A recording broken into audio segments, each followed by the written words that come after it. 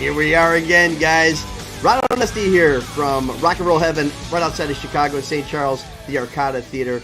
And we are hanging and banging tonight, Artists on Lockdown, with, again, some of the biggest stars in rock and roll. And tonight is no different than any other Thursday night. Along with my brothers, Carmine and Vinny. We've got Tommy Thayer from Kiss and Doug Aldrich from Whitesnake and Dead Daisies. It's going to be a great night of rock and roll. I want to bring these guys on for our April 1st show, edition number 43. Let's bring my brother. I love this guy. Actually, I'm going to go with Carmine Appice first, the legend himself. You're looking good, man. And I'm telling you, we've been talking earlier about you working out. It's really obvious.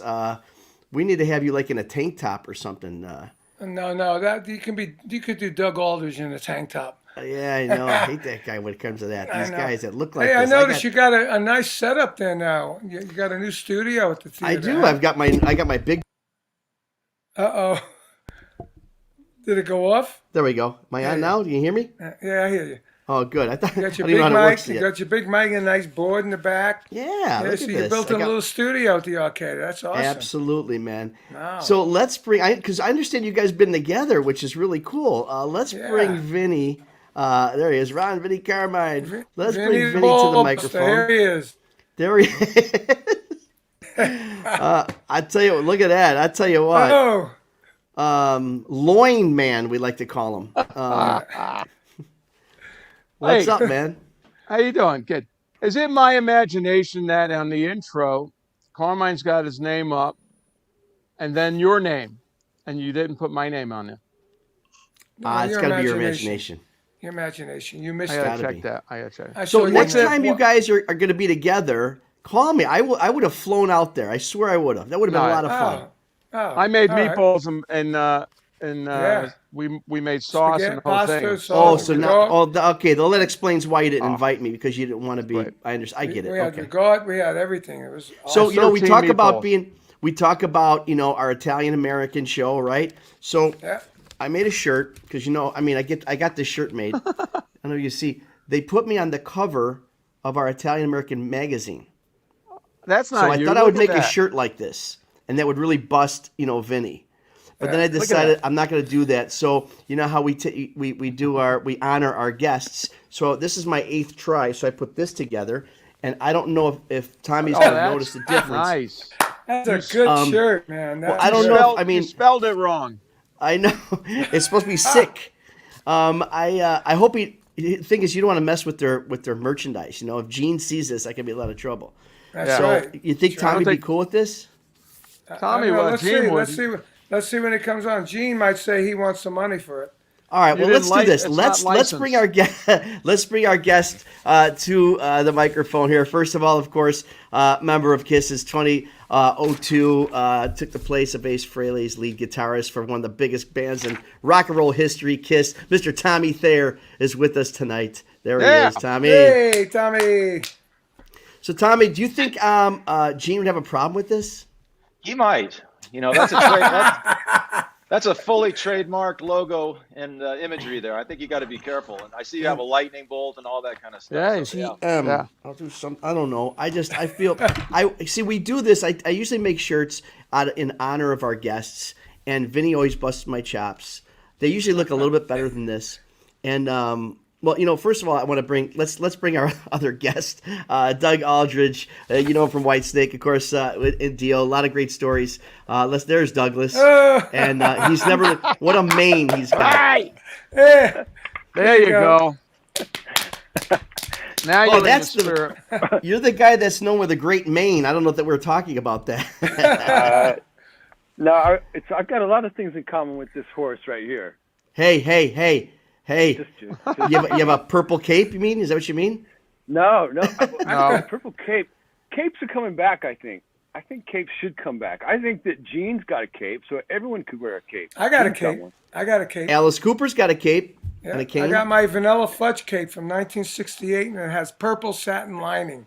Nice. Very nice. Hey, man. We all need a little James Brown in our life, right? Who's the king of capes? Yeah, man, the king of capes. James Brown. That was a robe, wasn't it, on stage? It was actually a cape the guy would put on, and It was spent. Yeah. The guy made a career of following James Brown and putting a cape on his back. Yeah. Yeah. So awesome. I didn't want. I figured this is April 1st, so I figured. Wait a minute, hold on. I'd like to buy one of those shirts. See, Vinny, good, right? You're always busting my chops. See. Usually when I do this, I got to find a shirt that I really don't like to cover. I put the logo on, and I found one that I really couldn't stand. This worked out well, and I just want to make sure this just didn't. Now that's a shirt. Look at that shirt. So I like the tape. I really like that tape. What are you talking about? The imitation tape thing. They look like my ears. All right, I'm calling my lawyer. It's like headphones. I know. Yeah. So April Fool to see. I'm sorry, Tommy and Doug. You're probably like, these guys are a bunch of numbskulls, but there's a long 43-week story behind all of this. So we'll tell you about it later. But once again, thank you for joining us on Hangin' and Bangin', Artists on Lockdown. Got it. And it's an honor to have you guys here. Yeah. Man. No, you're lucky I forgot it was April Fool's. That's I thought for sure. All day I'm thinking, what could I do? What could I do? This is the best I can come up with. This and the Kiss shirt is the best thing I can come up with. I thought for sure. Yeah, Vinny was too busy this week. That's why. I'm very disappointed. Cooking his meatballs and shit. Very disappointed. We're Artists on Lockdown. Obviously, this all came about with this whole crazy COVID thing, but I also I noticed, Doug, that you've been doing some things called lockdown sessions. Tell us what that's all about. Well, it was just trying to keep. We had finished up we've got a new album that's out, The Dead Daisies. It's called Holy Ground. Wait, yeah, man. Let me show you what it looks like. Look at that. Wow. Look at that. He's got a copy right there. Featuring Glenn Hughes, and it's freaking awesome to work with him. He's my bro, and like you guys all are. Yeah. So we had finished the record, and then the lockdown hit, and it was like, okay, we were going to put the brakes on everything, and we just wanted to find a way to kind of keep connected with the friends and fans that were supporting us, and so we started doing these, like everybody, those kind of homemade videos. Yeah. And then eventually, a couple of them, they turned out pretty cool, but the audio really on the phones was really cool. And I just happened to chuck it into Pro Tools and kind of did a little rough mix on it. And they decided, let's just put it out. So, yeah, it's like we did that. The track that played, the intro was what me and Vinny did that. I did my drums on my phone. I really like that track, actually, by the way. It's really cool. Yeah, and you hear I'm on the right or the left, or I don't know who's on what, but Vinny did his in the studio. I didn't have a studio at the time, so I just said, I'll put it on my iPhone, because I really like the sound of the drums on the iPhone. So we sent it to Artie. It's amazing these days. Yeah, we sent it to Artie. I mean, we didn't have a studio like you got there, Ron, behind you, Nice studio. and but it came out great, really good. So I know you guys got to hear it. 30 Days in the Hole, the Humble Pie cover, freaking outstanding. Especially, the U2 between the guitar and Glenn's vocals, freaking outstanding. I love Glenn.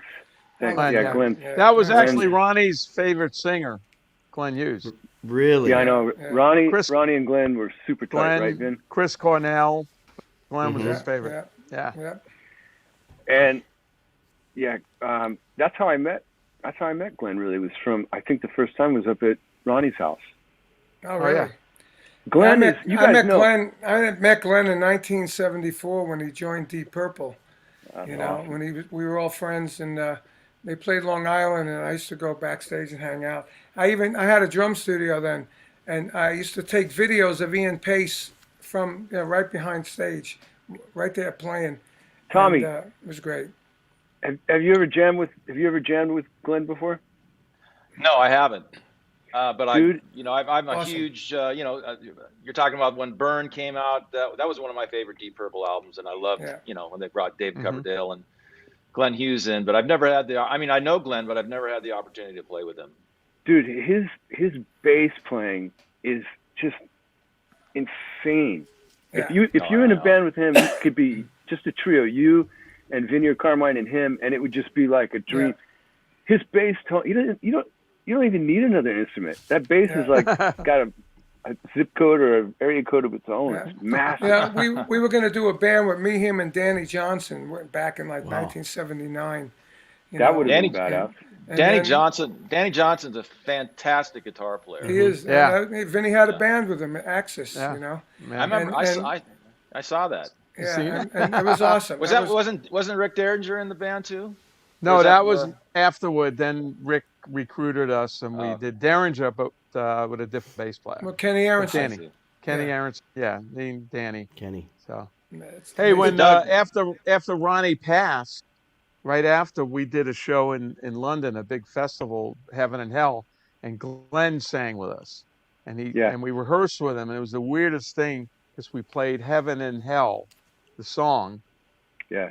And we're playing, and we're going, this feels really weird. And then Glenn starts singing. Wow. And it was so weird because it wasn't that Ronnie, you know. Yeah. Even though Glenn ripped it up, I mean, it was just amazing, but it was the weirdest feeling. I mean, Ronnie, man, what? Every time I hear him on the radio, and with you, especially, I was in the car the other day with my daughter. She's like 5, and Last in Line came on, and it was just like, I go, wait, Ruby, check this out. Wait till this hits. And we were just rocking out, man. She's like a rocker, and your drums sound your drums and his voice. Well, everything was great. Jimmy and Vivian, all that stuff. But Jimmy Bain was great on that too. Jimmy. Yeah. Jimmy was a simple player, but he just anchored it. He locked. Which allowed me to go a little more crazy, you know, with fills and stuff. So Ron, I go way back with all these guys though. I mean, I first met Carmine when my band Black and Blue first moved to LA. Yep. Back in '83 or '84, and we were at a club like the Troubadour, and I swear to God, here comes Carmine Appice. You know, he comes walking in, and he starts talking to us, and he befriends us, and he's really, really friendly and super nice. And we're sitting there thinking, wow, I can't believe he's talking to us. You know, and awesome. he was. I'm not just saying it. He was the nicest. The most approachable, down to earth guy, and we just loved you. It's a good thing I didn't meet you now. Yeah, he's a prick now. I know. I heard you changed a little bit. That was unusual. Even then, that was unusual. Shut up, you. But you know what? Let's get back to Ronnie. Wait a minute. When I played with Ronnie, that was so cool, and it inspired people to make shirts of me. But I was just going to lead in. Ron. Vinny, I was going to lead into that. So the next year when we got a record deal, we did our first tour, and some of the very first tour dates we did was opening for Dio. I don't know if you remember. Oh, really? Yeah, Black and Blue. I think we did some gigs together with King Cobra as well. Yeah. Black and Blue. And we were nice, right? And then let's talk about Doug. I found Doug, remember when you were Burning Rain at a Japanese band, and I was doing my Guitar Zeus. Doug turned me on to the manager that got me my deal. And I said, "Hey, dude, you got no. I said you got to play on the record, dude." So this was 1995. I think, but right before that, or somewhere around that time, I got the best story of Carmine. And just to say, Tommy, you're right. Carmine's super nice. As nice as Carmine is, Vinny is like he's like a mean guy, man. Like so you get to know him. He's like, I was afraid. No, Vinny, I jammed with you in 1990 with Ronnie. Remember? Yeah. And I was afraid to look at you because I was like, fuck, man, Vinny. Because he makes these horrible faces when he plays. No, he looks like a tough guy. He's from the old country. Yeah, you had to pass the test. You had to pass the Italian test. Me and Ronnie were Italian, so you were up front there. I don't know about this guy yet. We'll see. Yeah. Until we went and got a couple Guinnesses in us, and then it was all good. Yeah. But everybody. But no, was family. I was at home. It was I went to a con. I went to see. I went to see Jeff Beck, I think, with Carmine. Right? Did I go with you, Carmine? Yeah. You went once with me, right? And he was at the Greek Theater. At the Greek Theater, I think. Right, and then I go home, and Carmine takes me backstage. I got to meet Billy Gibbons, Carlos Santana, all these guys. And then I go home, and it's like, midnight. I'm in bed, and the phone rings, and it's Carmine. He goes, "Hey, Doug, what are you doing?" I go, "I'm sleeping." Yeah. What are you wearing? Hey, if you want, why don't you come down to the Sunset Marquee? Because Jeff's here, and we're hanging out. And I was like, sheets just went flying, I got out of bed. I got dressed. I got my car. I remember seeing you in the elevator with Jeff, and he's pretty shy. I think he didn't really. Yeah, he's very very introverted, very shy kind of guy. But that was around the first time I met you, Carmine. Yeah. That was you introduced me to Jeff, and I was like, now that's a good cat right there. Yeah, but that must have been. Was that after we did the album? After you played on Guitar Zeus? I'm not sure. I didn't know you much before that. You did one 2003. I think you did another one. What 2006 or 9? Me no, 95. No, this was in the 90s. 95. He played on 95, and I originally asked him to go to Japan. Right, and you couldn't do it because I got Mitch Perry instead, and that's when I met him. And then I said I was looking for a deal. He goes, "I got a guy that can do a deal in Japan. You turn me on to Warren, And he got an unbelievable deal. I made amazing records, and some of the best records I made on those two records. And Doug was on one of the first album. He was one of the first guys I got, And I still remember that studio over off of Wilcox. We went. Remember that place? Wilcox. It was in Hollywood. Oh yeah. No, not Wilcox. Western. Off of Western. Sorry. Yeah. Mike's studio had a Trident board. We went. Yeah. We were all analog. I got some killer drum sound there, and Tony Franklin on bass. I mean, whoa. Yeah. It was badass. And those records still hold up today. They really sound great. Absolutely. I know. Doug, do you remember when we met? Yes, Tommy. I remember. I think I might have been at your first show in Los Angeles, and I remember you guys came out and you were doing this thing all in sync, and I had never. And it was great songs. Yeah. But you guys, I had never seen that thing before, and it was just like these guys are like a polished machine, man. It's like they're good, and you got a great deal, right, with Geffen or somebody? Yeah, we did. Yeah. So then I met you later, though. We were actually. Well, I remember we used to see each other at Mates a lot. Mates. Yeah, and then we jammed one time. Mates. Remember we jammed you and Todd. And it was who did we jam with that one day? The bass player. Todd Jensen. He played Todd. Yeah, Todd. What's Todd Jensen? Anyway, Black and Blue was probably one of the very first bands to actually rehearse at Mates way back, and Doug had his band Lion there many times. Lion, oh yeah, I remember Lion. Right. We everybody in the Hey, Ron, I'm sorry, you're not asking any questions. You know what? I know when to sit We got back. too much to talk about. We haven't seen each other. I remember Lion, right? No, that was the place. That's the place that everybody in the world has rehearsed there, or whatever, gone there. And then, but the first time I heard, I think I saw you. That both of you guys was at Third Encore, or not Third Encore. It was Vinny and Carmine. Carmine, you were playing with. I was rehearsing with Hurricane at, I guess it was Third Encore, and it was Who was I playing with? Blue Murder. Oh, Blue Murder. Yeah, I was Third Encore. And then that same room was the room that I was working in, was where I jammed with Vinny the first time. Right. That's funny stuff, man.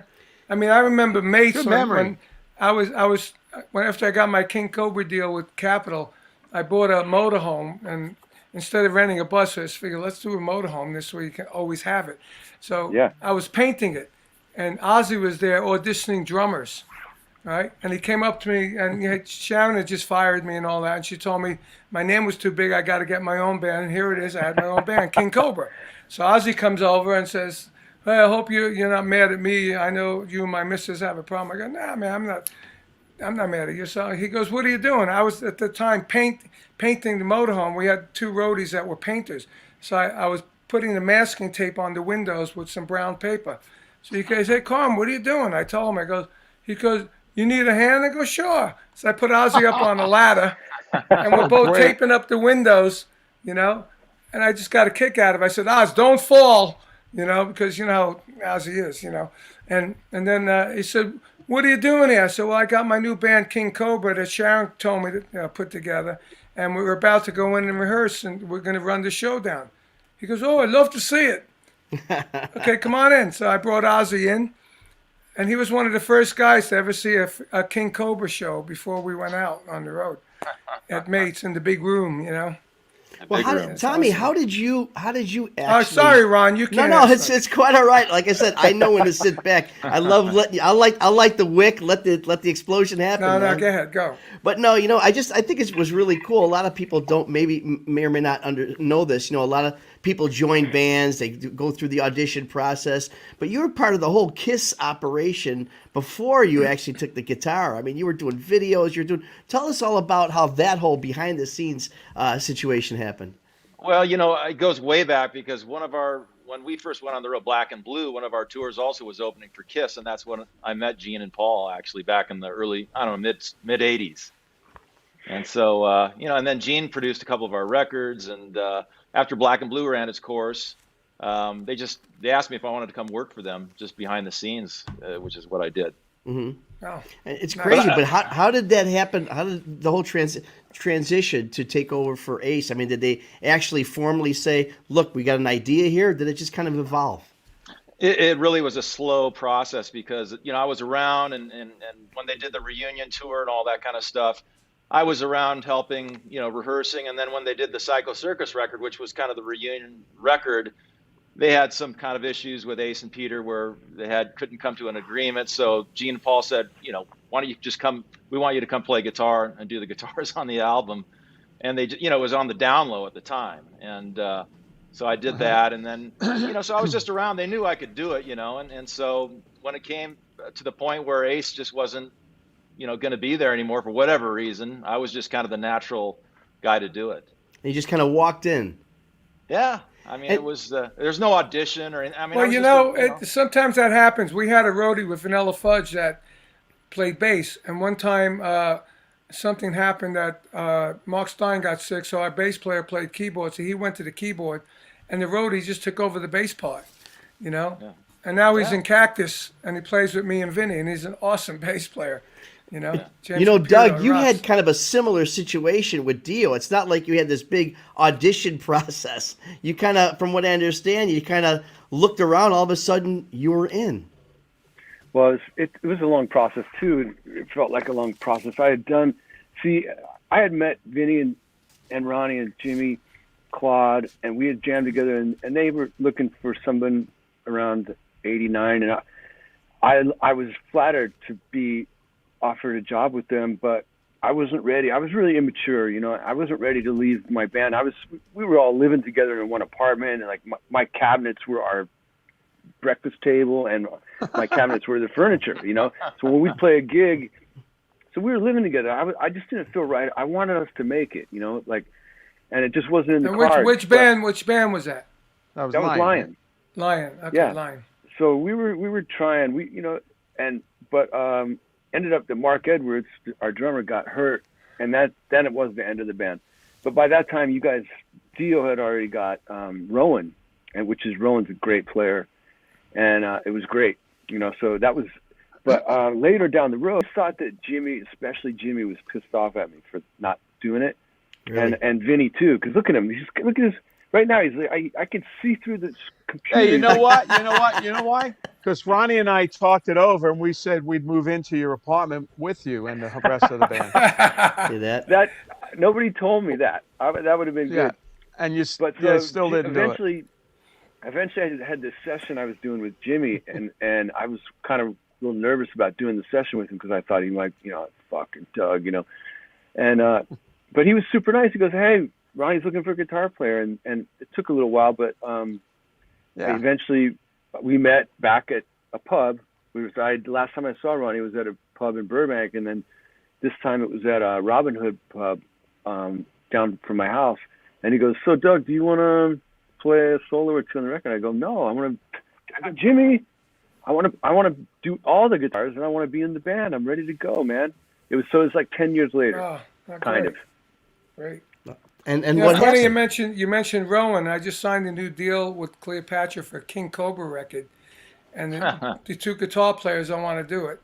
So I got Rowan as one of them. We're going to use Rowan and Rowan's the other such a great guy, Robbie Lochner. We got Robbie playing as well.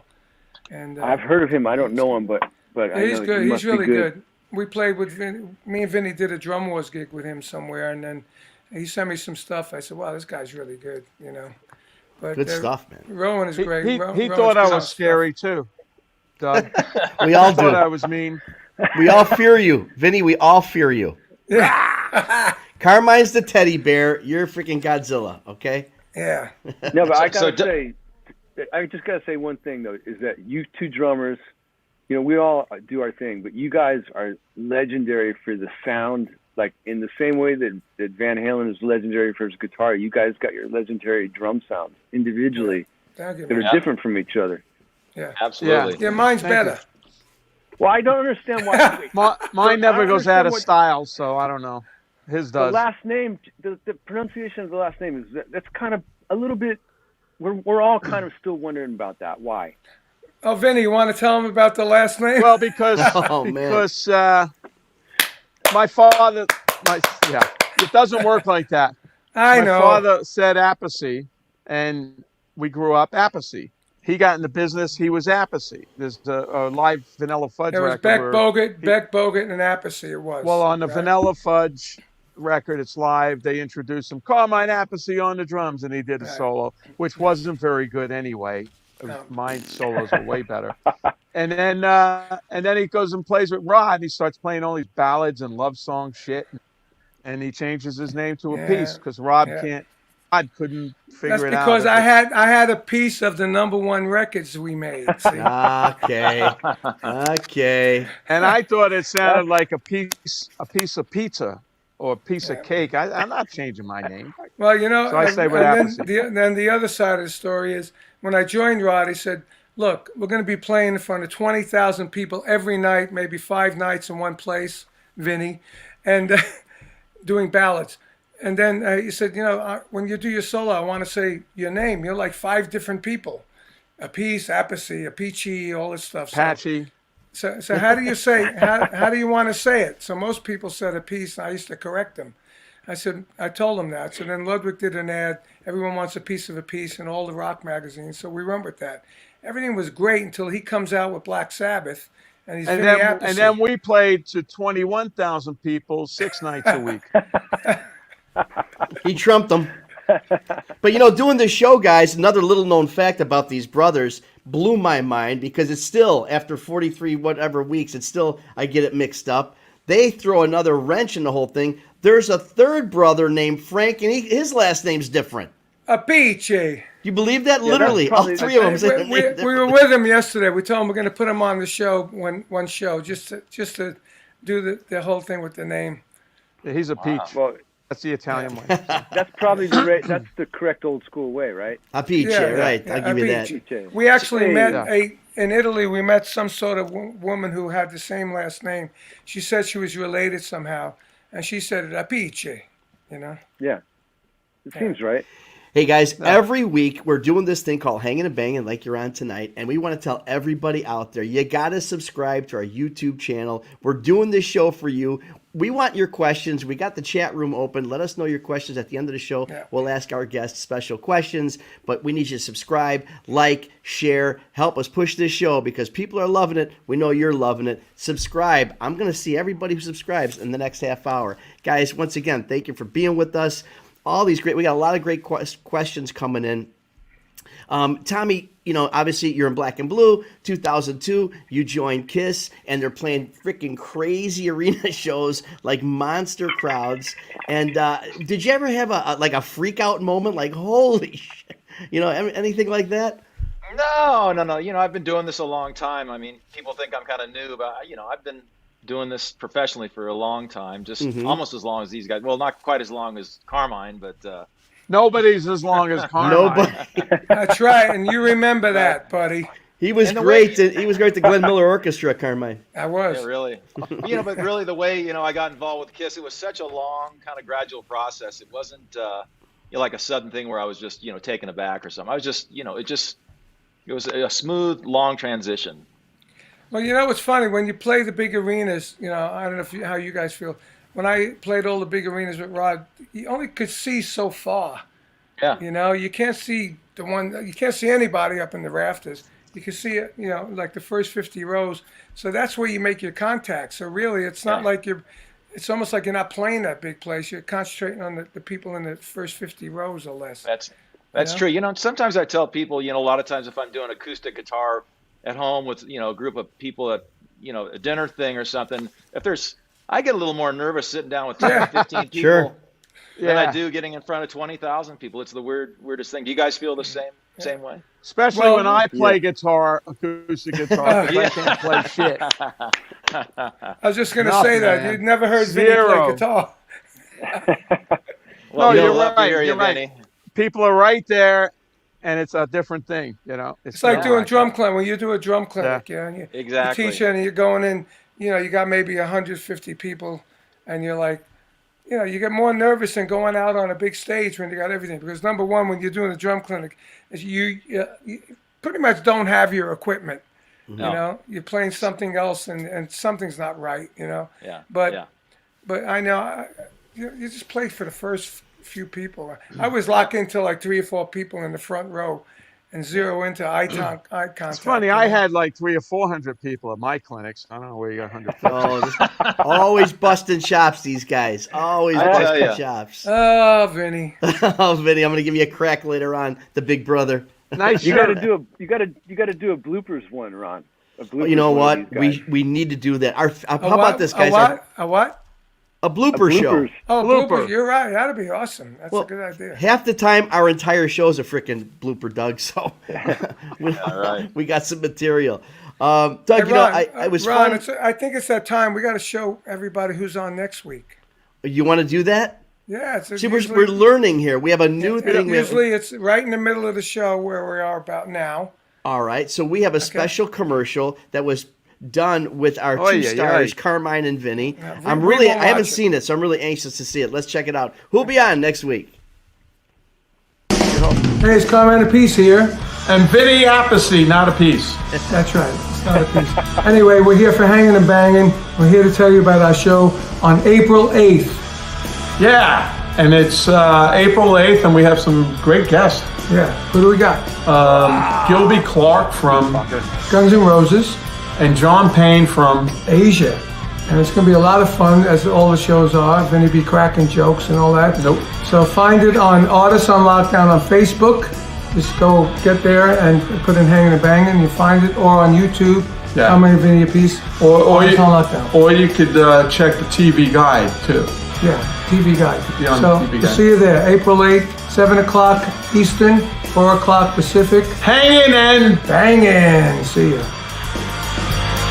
I'll tell you what, you guys are freaking natural. Funny. That sounds a little funky over there. That sounded good. That was good. It's drums in there. Those guys are both great guys. Great. That's going to be a cool show. Yeah. Naturals. You guys are naturals. These guys, family. You two guys have very interesting family stories. One, Doug, I'd like to ask you because it comes up a lot. You're rocking with Whitesnake. You decide to be a little bit more with you need some more time with your son, and that was one of the deciding factors you leaving Whitesnake. Yeah, it was just, we had done a bunch of work, and I was really proud of it, and I had a blast playing with David. I mean, he was like my big bro, and I was really proud of what we did, but we were kind of taking a break, and we had. It's funny you brought up John Payne on the show because John Payne called me around Christmas time after a tour had wound up, and I just wanted to be with my boy. I've been away for basically the whole year with Whitesnake, and he goes, "Hey, I got this show in Vegas. It's a really kickback thing. It's with Howard Leese and a bunch of guys." Oh yeah, the Rock Vault with Paul Sciartino. Raiding the Rock Vault. And he goes, "It's great. You can put your, we could take your Whitesnake live rig and bring it, and you could play it anytime of the day or night you want, but then we'd do a 2-hour show, and you basically just stay in the hotel." So I went there with my boy, and then eventually my girlfriend came, who's now my wife, but we had a blast. I was like, I was still playing, but I was with my son all the time. He'd come to the show every night, and he was just, look, here, I'll show you. He would go on stage and do it. Cool. Kind of jam out. He would jam out with me, and it was going great. And then David said, "Hey, I'm gonna do this Deep Purple record," and I was like, "Cool, I'll come out I can come like 3 or 4 days a week, something like that. And he goes, no, I really want you to move here because, I need you here full time to do this. And where's that? Reno? In Reno? Yeah, Tahoe, Reno and Tahoe. And I wanted to do it, but I knew if I was going to do it, then I'd be like behind the computer and playing guitar all day. We would work 7 days a week. So I was like, David, I love you, man. I just I need time with my boy. That's it. He needed me. He was 4 years old, and as you guys know, boys need their dad. I get it. Love to hear great dad stories in rock and roll because there's a lot of them. There's a lot of anti-great dad stories out there. So, and speaking of great dad stories, Tommy, you got to tell us about Sierra and how that whole thing evolved. Yeah, a lot of people. I don't know if any of you guys have heard, but I found out I have a daughter last summer. Wow. Awesome, man. I was married for many years, never had any kids, and so I kind of thought that window of opportunity had passed me by. But through 23andMe, actually, a second cousin of mine was in contact with Sierra, and she's 31 years old. So this all took place, 88, 89. My daughter's 31. Yeah, and she's, it's just it's the most incredible thing. It's just a blessing, and it is. She's just a beautiful girl, very genuine and just so sweet, and it's just an unbelievable thing happening in my life. It's just the biggest thing that's happened to me in a long time. That's for sure. Did she know? I mean, at what point did she know about your relationship or about who she was? Not until we figured this out, and I think she was more blown away than I was, your dad's Tommy, blah, blah, blah, so. Wow. Just really a great story. I didn't know you were Tommy, blah, blah, blah. I thought you were Tommy. He's been called worse. That's she had the opportunity. Hey, just to get off that for a moment, when Doug said he was playing in the hotel in Vegas, that was always a dream of mine, to play in a Vegas show, stay in the hotel, and be in Vegas and play every night like Buddy Rich used to do and Gene Krupa and Frank Sinatra and all that. I always wanted to do that. I never got to do it. We did a residency. We did a residency. Sorry, go ahead, Tom.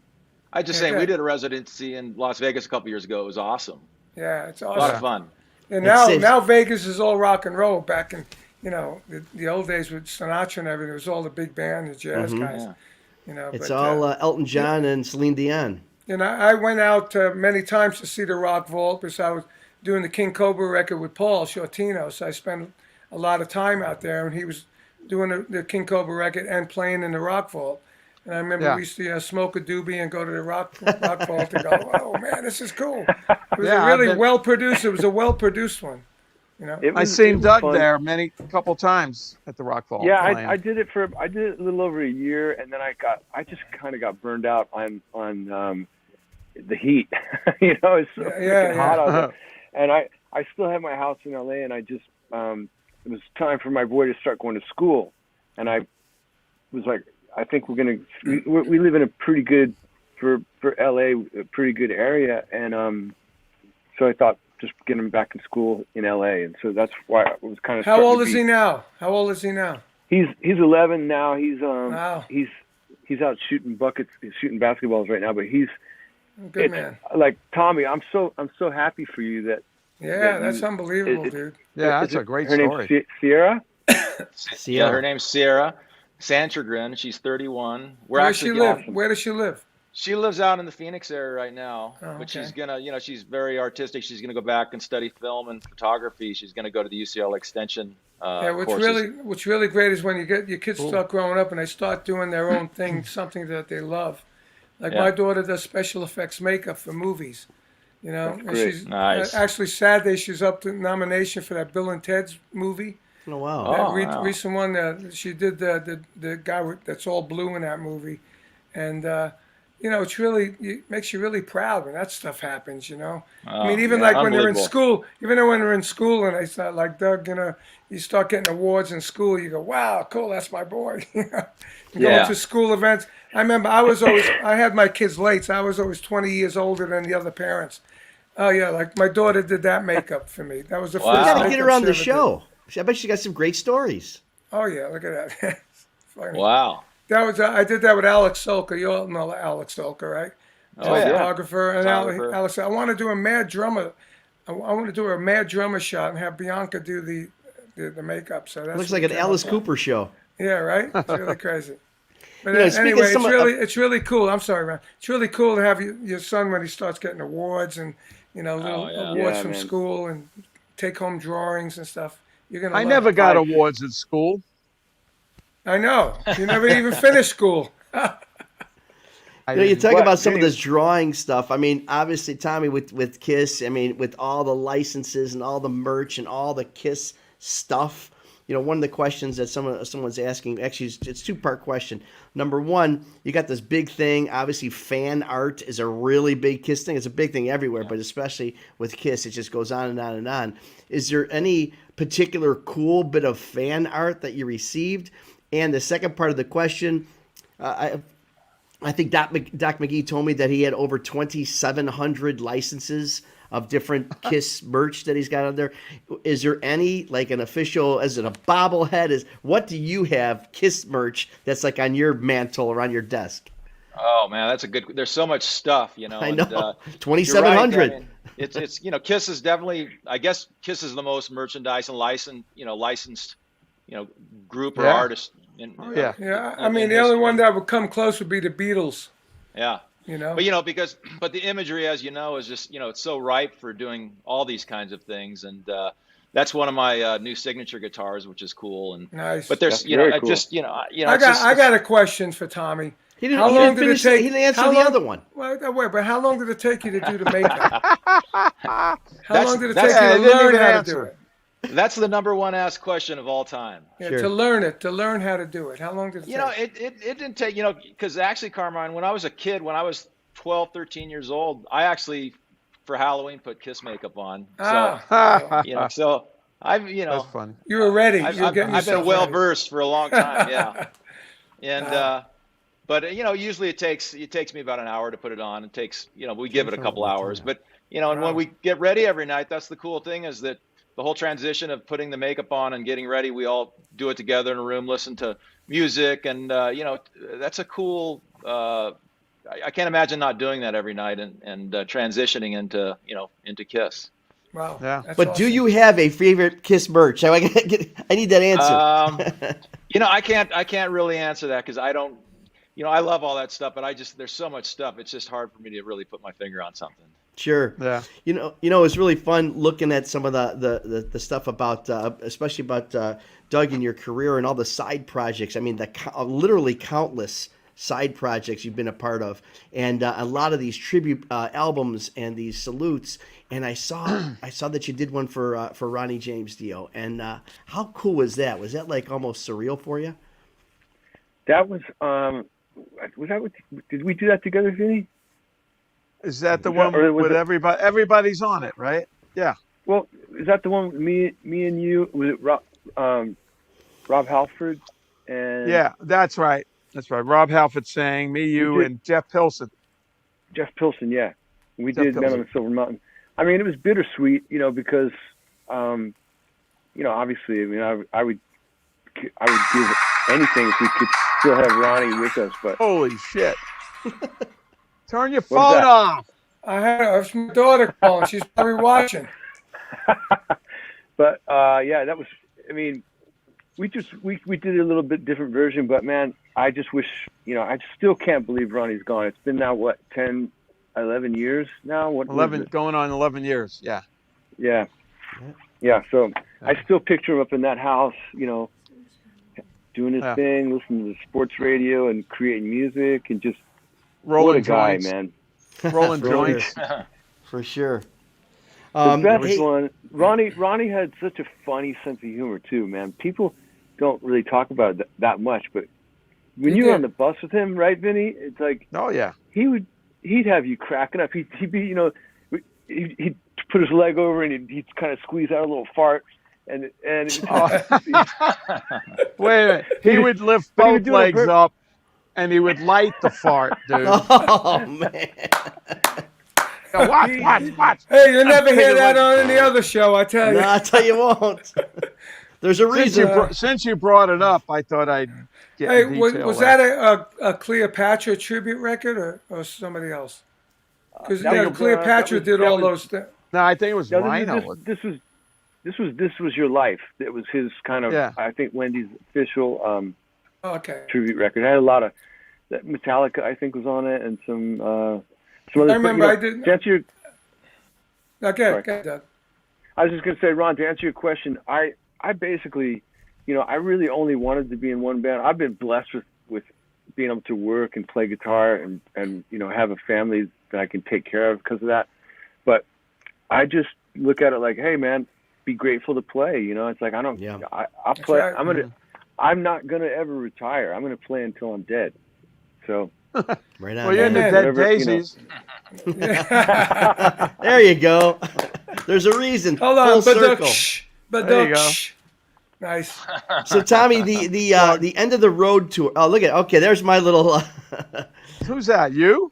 That's me. So. Oh my God. Wow. So here's what happened. Real quick. No, here's what happened. We had Ace coming to do. I was telling we've had Ace. We've had Gene. No, this was for Gene. That's right. Gene was playing the Arcada Theater, and I did a promotional commercial thing, and I made it off like I was Gene, and I can't believe the amount of people who actually thought that was Gene.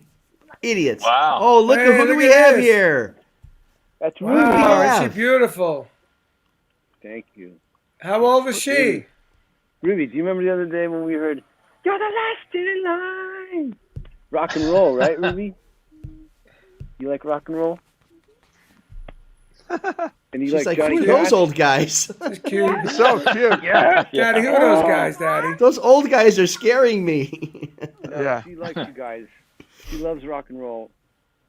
Oh, So anyway, God bless her. God bless her. So, Ruby. End of the road. So that's going to continue, right, Tommy? The end of the road tour. Yeah, of course. Of course, we've just been on hold like everybody else has been. And I figure that, it's kind of a month-to-month thing depending on how the COVID, the vaccine rollout goes and everything. So we're just kind of waiting to see, there's dates scheduled. We're just, I'm hoping that it all falls into place. So the question, besides how long it takes to put your makeup on, I got to think the number 2 question is, after the end of the road tour, and you guys start the end of the road, but at the cafe tour or something, have a dinner tour, whatever continues on. But after that, have you thought about what you might do? I guess where I'm going here, is there a chance for a Black and Blue reunion? I don't know about that, but I think I might start a band with Carmine. Yes. There you go. There you go. Then I'm starting a band with Vinny. Yeah, there we go. Yeah, listen, there's a lot of people that want him. A lot of people that want him. If you want to get into a band with him, you're going to be last in line. But wait, they can open. Hold on, one at a time. Let Tommy finish what he was saying. They can open for us, Doug. The reason we're going to do that is because Carmine and I just cut a new track that's really killer. That's right. He played on my new Guitar Zeus track. Nice. Really? Doug, I have a 25th anniversary box set coming out. You're on it, and you're on it. And next week when we do Dweezil Zappa, he's on it as well. So he did a great job. You guys could open for me and Doug. Okay. Perfect. We'll do it. That would be an honor. Now listen, let's go. I toured a little bit with Tommy when on a couple. It was what, Tommy, like 3 years ago, something like that. Yeah. And the Dead Daisies were lucky enough to get some dates with Kiss, and I got to see Tom. I got to see Tommy play every night, and I gotta say, man, he's awesome. Honestly, my favorite part of the show was "Shock Me." I gotta say, of course, there's all the great songs. Of course, Paul has the best moves in rock and roll. Gene's like the king, and Eric. But I just love that song, "Shock Me," and the way you did it was amazing. And then the guitar solo stuff was awesome. And Eric Singh is a tremendous, really great drummer. He's an old friend, and he was discovered at my drum off in 1983 or 4 by Lita. No kidding. Yeah, I know Eric from way back then. And I remember when he was first with Kiss, and then he was the second guest on this show, actually, like 8 months ago, whatever it was. He's an awesome guy. I love Eric. He's a great guy. And a great singer, too. Great guy. Great singer, Great killer voice. drummer. I didn't realize he did Beth. I said, oh, my God. Yeah. And when I heard it, I said, wow, what a great voice. I didn't realize he sang so great, you know. Hey, Carmine, did Gene and Paul ever talk to you about being in Kiss at any point? Way back, we talked about it, and then they said they wanted to get somebody new. Because I had played on Paul's album. I was hanging out with Paul. I took Paul to Rod Stewart parties. The funny thing with Paul, we both went to a Midas muffler place. I had a big Jaguar that needed a new muffler. So me and Paul went, you know, we both, you know, looking long hair and everything. And the guy behind it was like a long-haired guy. He says, hey, you guys musicians? And me and Paul go, yeah, we play. He goes, what's the name of your band? We made up some stupid name, you know, and he goes, oh, cool, man, I play too. I said, oh, good. And then he goes in and starts working on the car. Me and Paul crack up. He should only know who he's got. I was playing with Rod at the time, and, you know, he was in Kiss, you know. And one other time we went to see Angel. Remember Angel? Sure. We were at the Long Beach Arena, and they had that big stage show. And me and Paul are like 10 rows back. He went with me. Again, we drove that Jaguar. And we saw these fans like pointing over to us, you know. And I'm thinking, oh, they must recognize Paul, you know. So I said, Paul, what do you think? He goes, oh, I don't know. I don't like all these, you know, we're in the middle of the audience, guys. And they come over and they start asking me for my autograph. They didn't recognize him. Oh, That's boy. funny. Oh, that was hilarious. Now, Doug, didn't you audition for Kiss, Doug? Yeah, a long time ago when I first got to LA. And another thing that was funny. Tell that story real quick about Gene's phone number and all that. Gene was funny. I mean, look, the bottom line is I jammed with him. Eric was really nice to me. It was bizarre to see these guys without their makeup because it was like kind of like almost illegal. You're not supposed You're talking about Eric Carr, right? Eric Carr, and then he brought me to see the guys, and just I was like, I couldn't. It's just bizarre, you know, because I had only seen him with the makeup, but we played together, and eventually they realized, you know, that you know I was just too young, you know, I really didn't have anything in common with them, and later on Eric said, you did a really good job, but obviously, you know, you need more experience, and it's true. I mean, like, you don't want to be hanging out on the bus with somebody that you don't feel comfortable with, or somebody that's too young or too old or whatever. But anyway, it was a great experience, and it really kicked my ass into like getting serious about guitar. Because Gene asked me, he goes, Doug, do you ever play major scales? And I'm like, what? What's that? And he goes, you know, do, re, mi, fa, so. But the funniest thing was, but prior to that was when I was a kid in Philadelphia, there was a store, maybe you guys might have been there once, Medley Music. It was a really great store in Philly. I did a clinic there once. And there was a guy teaching guitar, and he looked like Paul, without what you would think. And he had Paul's same hair, and he had a really good looking dude.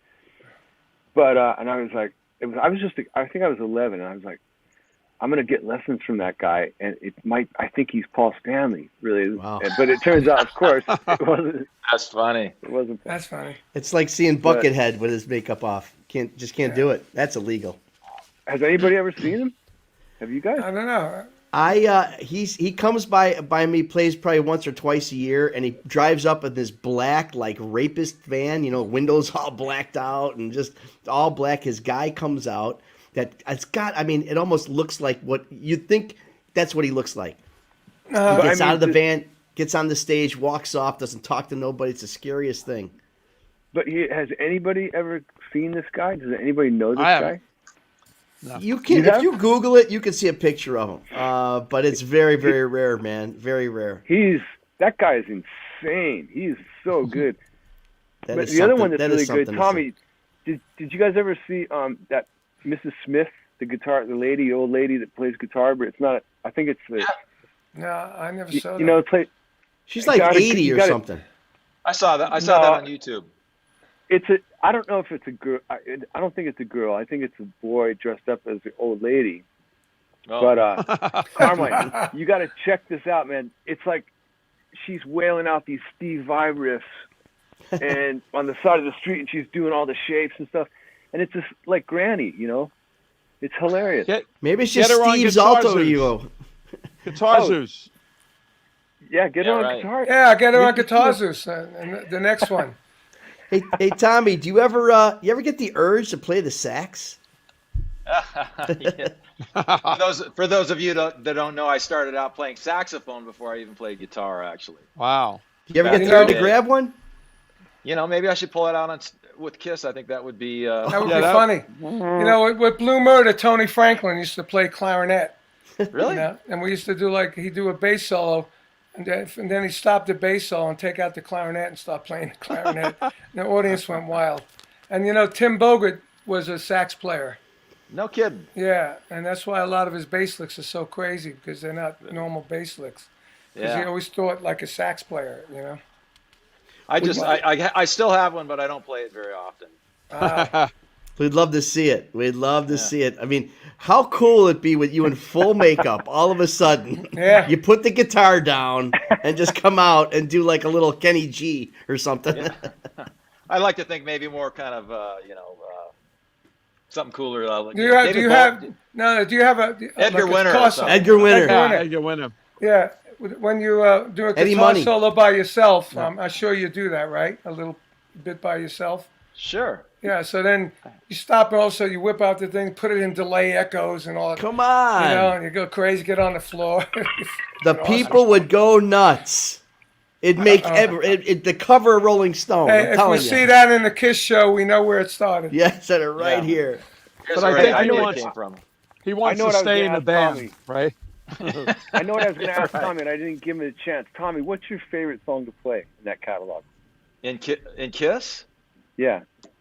Oh man, probably like Black Diamond or 100,000 Years, because there's some great. I mean, Ace did some really great stuff back then, and there's so many great signature guitar solos and stuff. But those two songs have the Black Diamond was like their Stairway to Heaven kind of vibe.